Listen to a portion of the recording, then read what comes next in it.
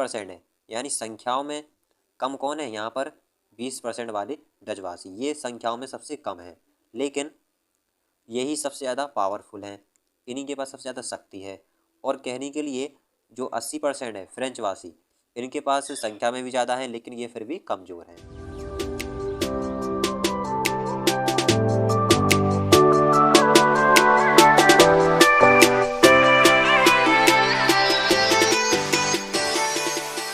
इस वीडियो में मैं आपको बताने वाला हूँ, बहुत ही मोस्ट इम्पॉर्टेंट क्वेश्चन है ये, सबसे ज़्यादा आता भी है, पूछा भी जाता है। सत्ता की साझेदारी से आप क्या समझते हैं, या ऐसे घुमा फिरा कर भी आ सकता है। सत्ता की साझेदारी से आपका क्या तात्पर्य है, क्या आप जानते हैं इसके बारे में? जैसा कि मैं आपको एक उदाहरण बताता हूँ। बेल्जियम एक देश है, इसकी राजधानी है ब्रुसेल्स, जिसमें 20% है डचवासी और 80% है फ्रेंचवासी। लेकिन जो 20% है, यानी संख्याओं में कम कौन है यहाँ पर?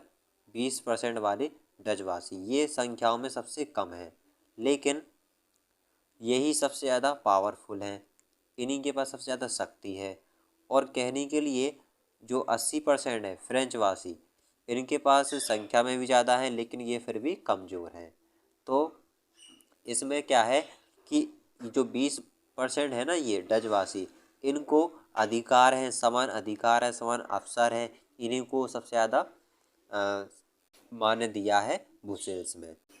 तो ये सत्ता की साझेदारी नहीं कहलाएगी। सत्ता की साझेदारी से संबंधित एक और क्वेश्चन बनता है, बेल्जियम का मॉडल क्या था? तो इसका आंसर होगा कि तनाव की स्थिति को बढ़ते देख बेल्जियम में स्थित सरकार ने विभिन्नता को दूर करने के लिए संविधान में 4 परिवर्तन किए। अब जो सत्ता की साझेदारी है, अब वो यहाँ पर परिवर्तन किए जा रहे हैं सरकार द्वारा, मतलब कि सत्ता की साझेदारी की जा रही है। पहला है केंद्र सरकार। केंद्र सरकार में जितने भी वो थे ना जाति, जैसा कि मैं आपको बता डच और फ्रेंच, तो डच और फ्रेंच दोनों में से सिलेक्ट किए गए मंत्रियों की संख्या समान, मतलब कि जैसे कि 5 यहाँ से लिए तो 5 वहाँ से लिए।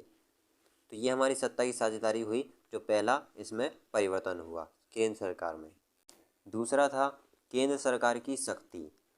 शक्ति मतलब कि दोनों के पास पावर होना चाहिए बराबर, तो जितनी यहाँ पर शक्ति थी उतनी वहाँ पर भी डच और फ्रेंचवासी में दोनों में बराबर शक्ति विभाजन कर दी गई थी। फिर सामुदायिक सरकार का गठन हुआ, जिसमें भाषा के आधार पर निर्वाचन किया गया, यानी विभाजन कर दिया गया बराबर बराबर। बेल्जियम की राजधानी ब्रुसेल्स में अलग अलग सरकार का गठन किया गया, जिसमें दोनों समुदाय समान प्रतिनिधित्व होगा, यानी दोनों को पूछा जाएगा। जितना ये डचवासी की यहाँ पर जो मंत्रिमंडल है उनको पूछा जाएगा, उतना ही उनको भी पूछा जाएगा। कोई भी निर्णय लेने से या निर्णय देने से पहले दोनों को समान प्रतिनिधित्व होगा, अधिकार होगा। तो ये 4 हमारे परिवर्तन किए गए, इसी को बोलते हैं हम सत्ता की साझेदारी, और ये इसी से संबंधित है बेल्जियम का मॉडल।